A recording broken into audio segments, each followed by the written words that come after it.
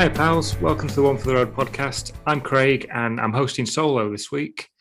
But that's fine because my guest is the wonderful singer-songwriter Chloe Glover. How are you, mate? I'm good, thank you. I'm really good. How are you? Yeah, good, thanks. Thanks for giving me half an hour of your time to chat nonsense. Thank you for having me. It'll be good to catch up. Yeah. So, I suppose we ought to mention this. This we're still kind of involved in some kind of shit show. So, how's the last year or so been for you? Uh, up and down. Definitely. Sort of like lockdown one, things got really bad. But then it's been sort of pretty much a solid upward trajectory. Very slow with like some like negatives in there, but it's been slowly and surely getting better ever since like I had a bit of a breakdown in spring last year. But I've just moved in with one of my best friends, living in the city centre, like starting to book gigs again. I got my text literally half an hour ago inviting me to book my COVID vaccine. Excellent. So that felt very exciting. Yeah. So I'm, yeah, I'm I think. double jabbed, so Pardon? I'm double jabbed already. Oh, you're so lucky. Yeah, I mean, I'm terrified of needles, so I'm a bit nervous about it, but I'm sure it'll be fine. It's better than having COVID. Yeah, I didn't even know my first one had happened.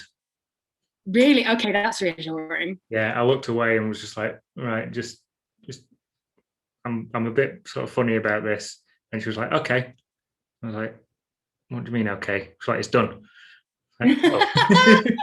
That's cool. I'll never forget when I went to have my first ever blood test and I walked into the room and this nurse guy, this enormous Mancunian bloke, he's about 6'4" and built like a brick shit house. I said, I'm really sorry, I'm not very good with needles. And he said, you don't have to be good with needles, love, I do. Fair enough. It's got a point. I was like, I can't really argue with that, I suppose. And yeah, I just cracks me up so much every time I think about it. So yeah, I feel like very excited for this to all end, and sort of every day we move closer towards that kind of part where it's over. And obviously it's been a horrific time and there's been loads of awful things that have happened, but we're definitely over the worst of it now, I like to think. So that's definitely what's keeping me going. Yeah. Obviously it's been a while since you released your EP. Now the timing of it, I'm not saying that it was the trigger for everything that's happened. But are you planning on releasing any more music? And can you sort of know in advance if you know what, you're actually not the first person to say this to me. Because the EP was due out on the 20th of March, I believe, and we went into lockdown on the 23rd. So yeah, the EP was meant to come out. Well, it did come out on the Friday. We were meant to have a gig at Gulliver's in Manchester. And even though we weren't technically in lockdown, we weren't going to be putting a gig on. Like, it just wasn't right to do it. And I think all the pubs had started to close and shut off and stuff. And if you know Gulliver's, the room we were going to be doing it in was probably the least ventilated, like tiny little space. Yeah. And it was nearly sold out as well. So it was just not feasible. And yeah, to this day, I've not played a show since that. I've done online stuff. I did a gig at Tribeca, which was like a live streamed. So I was like on a stage and there were lights on me and I had a real microphone and stuff, but it was to cameras. And that was very weird.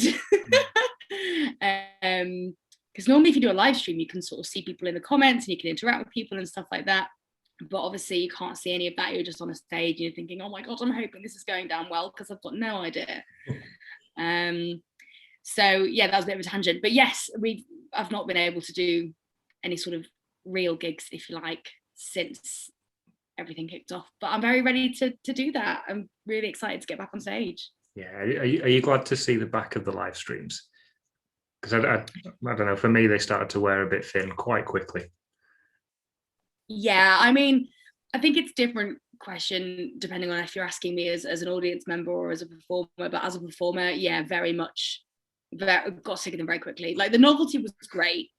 And I did a live stream the night before the EP was due to be released. It was like one of the first live streams. We weren't even in official lockdown then. And that was amazing. Like, it was really, really fun. Very surreal, but really, really, really fun. And then since that point, it just got harder and harder to do them. And I'm very loud and I talk too much, and I like to sort of banter with people when I'm on stage, and that's kind of how I perform. So not having that is very weird. And yeah, I'm quite glad that I'm not in a position where I'm expected to do that anymore. Yeah, I mean, so the one thing that obviously is very different is with the comments section. There's just a constant flow of people just shouting things while you're playing.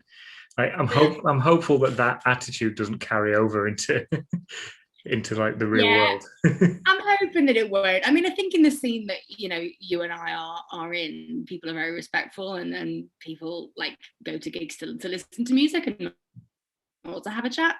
And I like the comments. I encourage a constant stream of shithousery because it gives me something to go off, It means I can feel like I'm performing to people and not just to my phone. So we'll see the way that impacts people's mindsets when we get back on stages, and we'll see how that goes. Yeah. So I mean, what other positives can you take from the last year or so? Like you say, you've moved in with one of your best friends, and so you've started running a lot, which seems like a terrible idea to me. But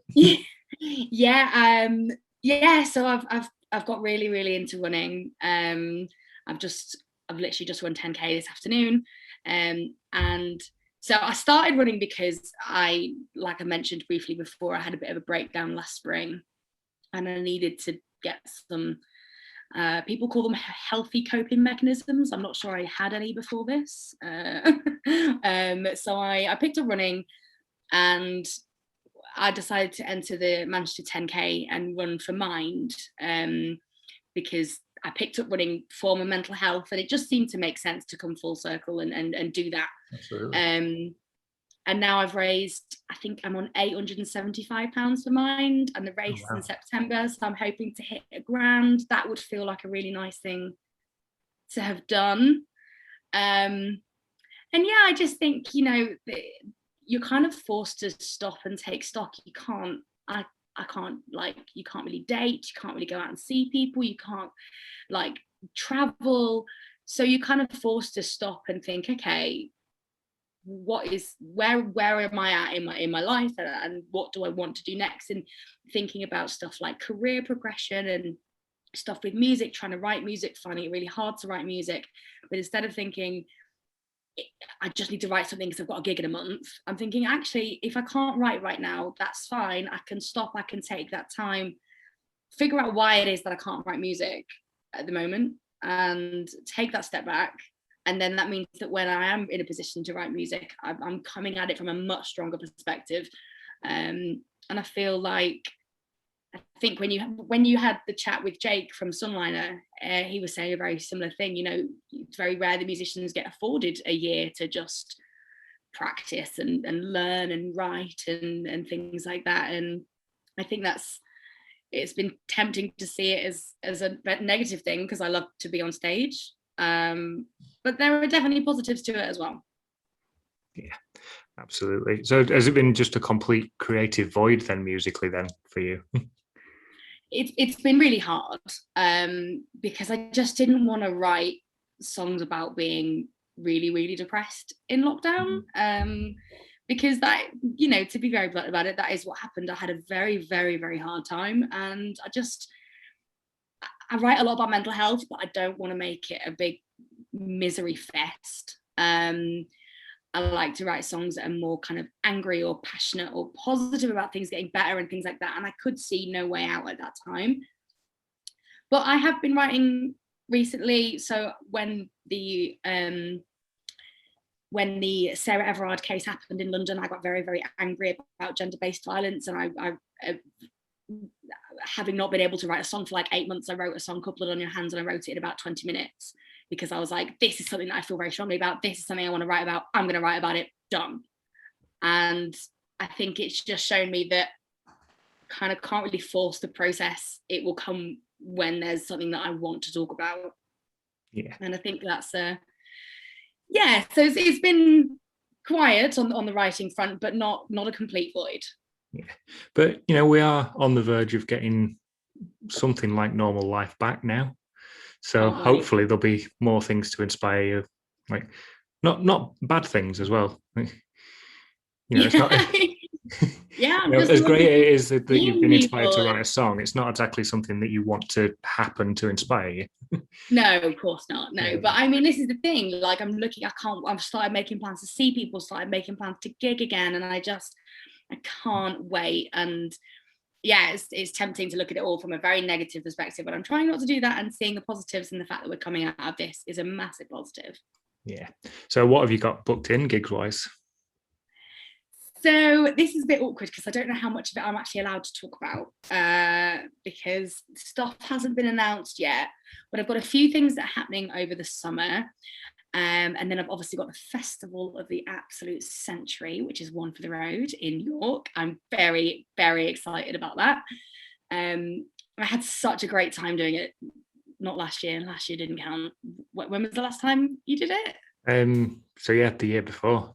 2019. Yeah. That was like the best, one of the best gigs I've done ever, and I can't wait to do it again. But yes, I've got some stuff booked in for a lot of northern shows. So if anybody wants to have me down in London or in Brighton, I'd really like to do that. And I'm thinking about potentially touring the UB because I never got to do that. So I've got a few shows peppered in here and there. But I really want to tour. So if anyone's listening that wants to book me for, London, Brighton, all those sorts of places, please hit me up. That would be fun. That would be cool. Yeah, everybody that's listening should definitely do that because if you haven't seen Chloe play before, she's fantastic.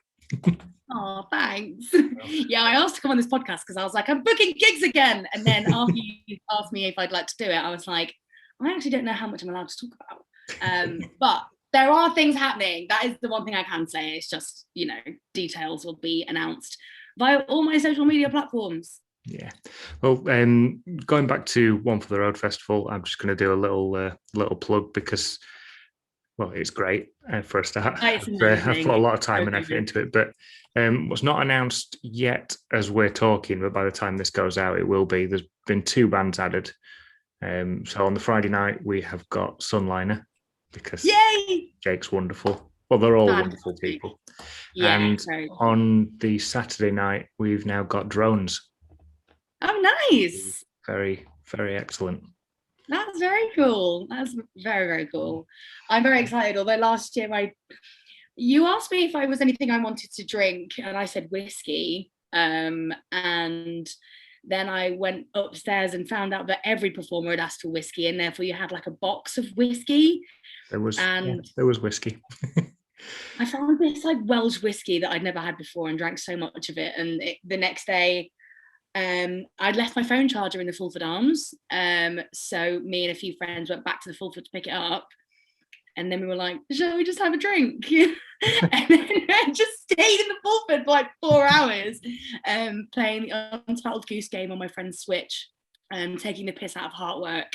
And just reigniting how pissed we were for the night before. And it was just, such a fantastic weekend. Yeah.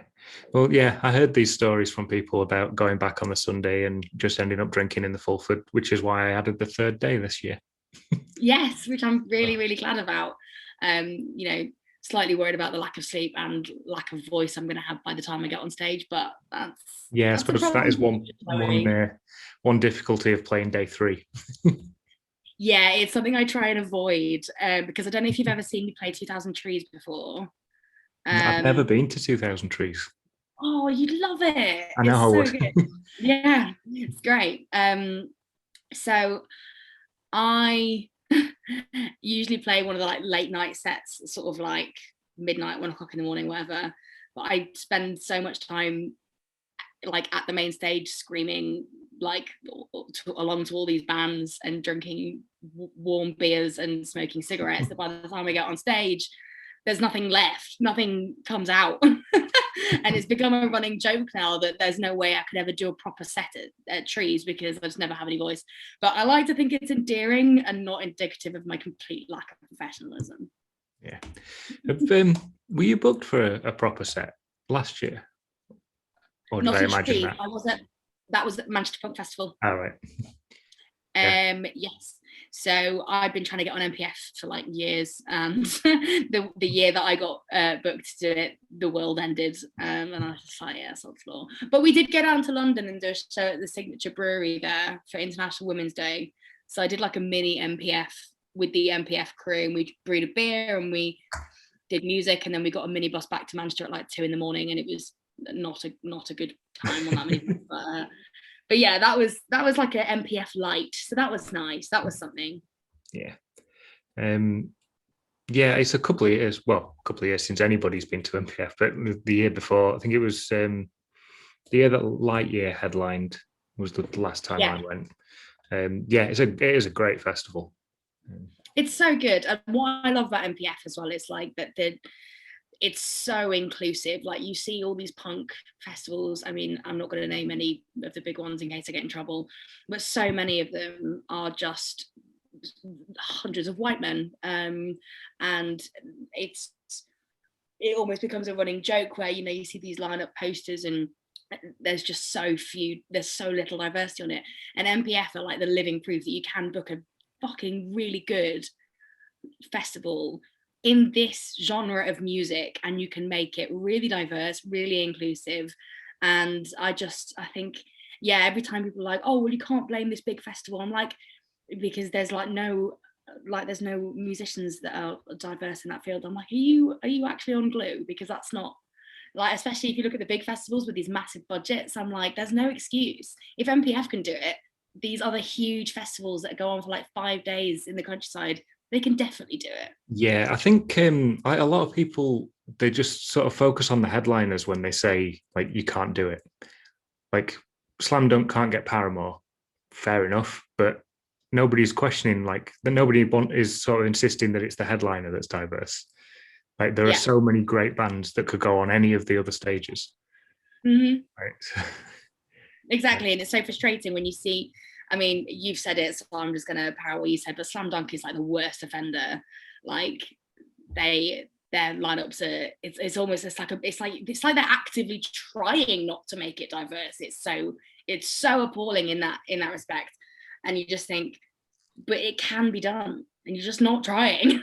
Yeah, I think when, like, with a lot of the bigger festivals, they think more about like just the ticket sales. Yeah. You know, especially with Slam Dunk, for example, like pop punk is a very sort of laddish genre, and the majority of their stuff is pop punk, so they're just going to go for what sells rather than giving opportunities to people. But the thing is with Slam Dunk, I think that they've got such a name for themselves. There will be people there that will buy tickets regardless every year. I mean, I buy tickets for MPF every year before I've even seen the lineup, because I just think it's a good festival. I know I'm going to have a great time. I'm just going to buy my ticket.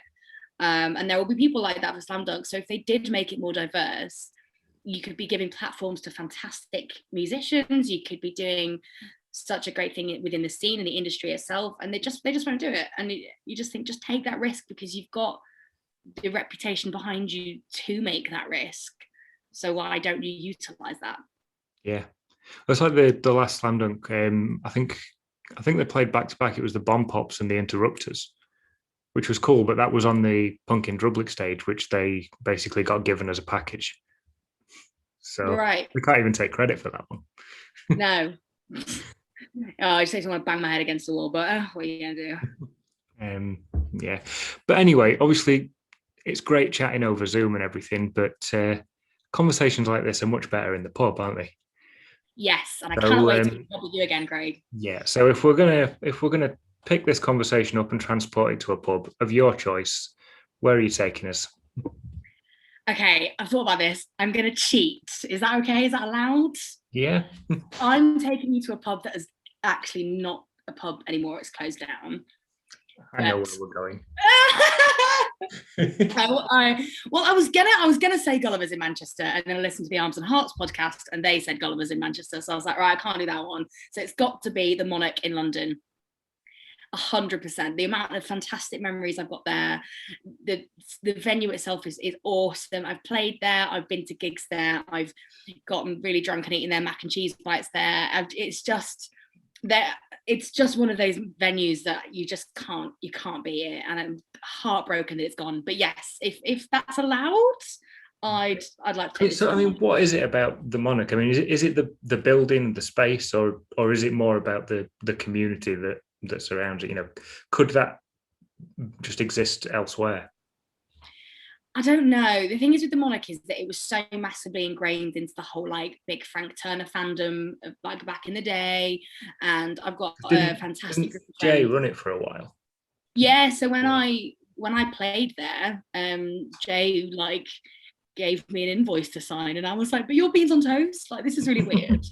Why are you doing paperwork and admin? This is very bizarre." But yeah, Dave Danger was doing some stuff there, and so it's partly the fact that it was born out of like we all love it and we all met through Frank Turner's music, and that was a big thing. But also the venue itself is fantastic. You've got this beautiful stage with these big velvet red curtains, and you've got a really pretty little beer garden, and it's not that expensive for London. And it's just yeah, everything about it is just fantastic. But the space is great, and you can just gather up a bunch of people. Now you're like, there's always going to be room at the Monarch. Like there's space for us all, and we can cause a bit of chaos within reason, and it's nice to have a bit of flexibility to do that. Yeah, chaos is always good. Yeah, it's my favorite. So yeah, it's your round then. What are we drinking? It's my round. Okay, well, if it's right, again, I'm gonna sort of say, I'm gonna assume that we've had a few beers already. So now we're gonna have double whiskey on ice, which is my go-to. And it's gonna be bourbon, it's gonna be Maker's Mark. So yeah, I'd probably start off with a few beers and stuff like that. But yeah, if it's later on in the evening, it's always got to be a whiskey. Nice bourbon. I'm a big whiskey fan, but yeah, I'm more of a Scotch drinker than bourbon. yeah. See, I can't hack Scotch, but I need to.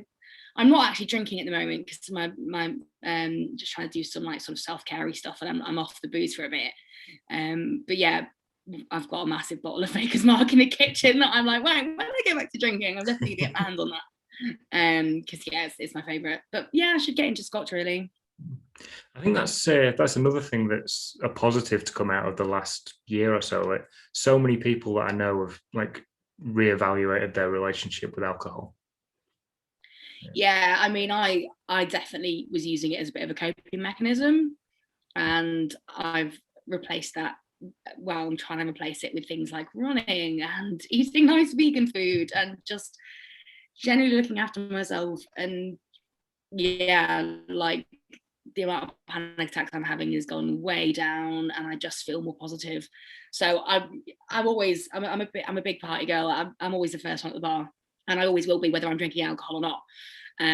But yeah, I definitely took some time to reevaluate, and I think it was seeing other people doing it that made me want to reevaluate it as well, because like you say, lots of people were doing it. Yeah, excellent. So yeah, well, let's get back to this pub then.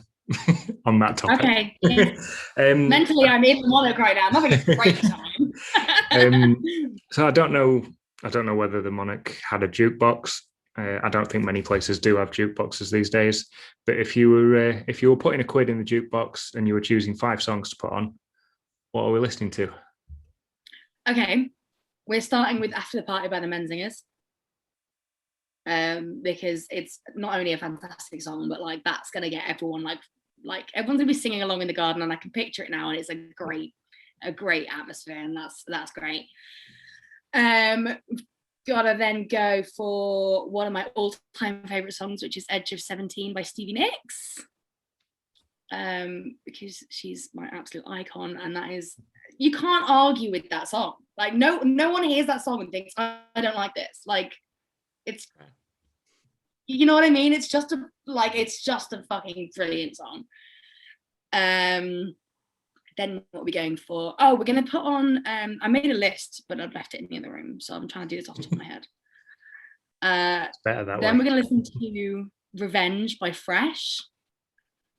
I don't know how familiar you are with Fresh. Yeah, I know of them. Listened to a few songs. They actually played a show of mine a few years ago, but that was sick. Yeah, they were like touring with another band that I booked, and they were great. And then for some reason, I just never never went back to them, which I don't know. I do that a lot. Like I see great support acts and then like just forget to go back. See that many. Yeah, well, this is the thing. I think again with lockdown, I used to go to gigs like 2 or 3 nights a week, and I was just inundated with great music, which is a blessing and a curse. And now I've had all this time, and I'm now ready to go out and discover new bands because I've had a year of just like going off of people's recommendations and stuff, which is great. And all my friends have great music taste, so that's cool. But there's nothing like seeing a band, like maybe wandering off to a stage at a festival where you don't know who's playing, you just think, actually, yeah, this is a bit of me, this, I quite like this. And then like, that's such an amazing way of discovering new music. But yeah, so I'm gonna put on Revenge by Fresh. Again, because in my head, it's not just you and me at the Monarch. We're sitting in a big group of like all of our friends, and that song's got an amazing refrain that goes, I am valued, I am loved. And I can just hear everyone drunkenly shouting it, and it's just filling my heart with joy. I like how much thought you've put into this. Yeah. Not just like, oh, this is just a few songs I like. Yeah, well, I was out on this run, and I was trying to think about anything apart from the fact that my legs were fucking killing. So I was like, think about songs. Then Kids by Pup, because Pup are amazing. One of the last shows I went to see before lockdown was like December 2019, and that was awesome. And then what's the last one? Brave Faces Everyone by Spanish Love Songs. And I can see your Spanish Love Songs jumper that you're wearing, and I'm a big fan. Yeah, what a band. I think they've definitely helped me through the last 18 months.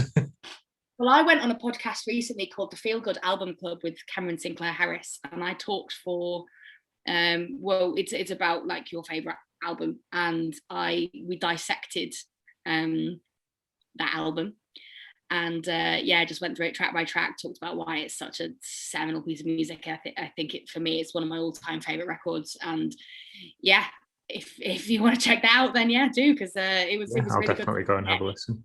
Yeah, when it came out, it was like I was a huge fan of Schmaltz. I thought it was just such like the perfect album. I was like, there is no way they can follow that up with something even equally as good. Yeah, and then they topped it somehow. I know, and I was worried it was going to be a bit like the Menzinger situation where they released After the Party, which was obviously such an incredible album. And then I was like, they've essentially shot themselves in the foot, because you can't top the album. And then Hello Exile is perfectly fine. But I think I was proven right in the sense that, like, you know, after releasing something like that, it's very difficult to beat it. And Spanish Love Songs did it. And yeah, I just rambled on for a very long time about how much I hate capitalism and love Spanish Love Songs. Did you get to see them on the tour with the Menzingers just before lockdown? Yeah, so that was, I think it was January. I went to see Carly Rae Jepsen at Victoria Warehouse on a Friday night. Nice. Which was awesome, because she's amazing. And then the Saturday night I went to see Menzinger and Spanish Love Songs. And that was when all the storms were happening, and they then couldn't fly over to Ireland to do their next show because of the storms. So Moving North booked Spanish Love Songs show at Yes, in the basement of Yes, and I didn't go because I was just like knackered and broke after 2 nights of being at pretty big shows. In hindsight, that was a big mistake. Yeah, if I'd known that the world was going to fucking end, I'd have been like, I'm going to go see Spanish Love Songs at Yes. And I had so many friends that went, and it was this tiny, intimate, like it's how you want to see Spanish Love Songs, you know? And I was just, I'm so mad. I'm so mad about it. Yeah, like bizarrely, 2020 was actually a really good year for me for gigging. Like in the first sort of 2 months, I saw so much stuff. It was great. Any highlights? Well, I saw Anti-Flag twice, nice. Including going over to Cologne to see them. So they had the Creep Show supporting on both of those. The Homeless Gospel Choir Nice. So Dave Hawes in a church in Leeds. Oh, I love Dave so much. So the Men Singers and Spanish Love Songs. Went up to Newcastle for that one. Did you catch Chris Farron? No. That was the last show I went to. It was really good. My last one was Frank Turner. Whereabouts? The Barbican in York. Oh, right. Okay, cool. And I managed to put on a Gaz Brookfield show as well. So. Oh, lovely Gaz. Yeah. Can't wait to see What a guy. I know. I can see your Gaz Brookfield record in the background. Yeah. Yeah, he's fantastic. And every time I've gigged with him, he's just been so nice. And I'm like, I really look up to him in a lot of ways musically. And I'm just like, okay, you're both in the same lineup. You need to be cool. But cool is like the opposite of what I am. I'm very loud and formal about everything. And I, always end up having a couple of beers and then being like, by the way, I think you're amazing, which is really embarrassing. And now I'm reiterating that on a fucking podcast. Yeah, he's like, he won't be bothered about anything like that. He's one of the good guys. Yeah, he's really sweet, and he's given me a lot of advice and pointers and stuff like that, and given me some really good, honest feedback on my music, which is just it's what you want to hear from someone that you look up to. Yeah. Really good, honest help is just, it's absolutely invaluable, and we're lucky to be in a scene where people are willing and able to do that. Yeah, especially with somebody like Gaz who's like toured with like his idols as well, like so much. Like, yeah, exactly. Yeah, like Gaz, Jake, like Jake Martin, B-sides, like that group. They're just such a good group of guys. I may or may not have booked the three of them for a show at the Fulford in February next year, but that's not confirmed. Well, it's confirmed, but it's not announced yet, so pretend I didn't say that. Okay, I don't suppose you perchance need an opener, Bobby Bird from Manchester, any chance? We'll see. I think we might keep it just the three of them, but if I do go for an opener, then yeah. Well, I'll be there anyway. I can't pass up that chance, so I'll come over for it anyway. Gaz's fans like a lot of Gaz. So like, yes. Yeah, I know, but I just thought, so there's one way of me pressuring you to put me on a lineup, and that's to ask you in the middle of a podcast recording, isn't it? Yeah. And make me look like a dick for saying no. Yeah, I think it was it was Arms and Hearts who told me basically if you don't ask, you don't get. And I've taken that advice very seriously.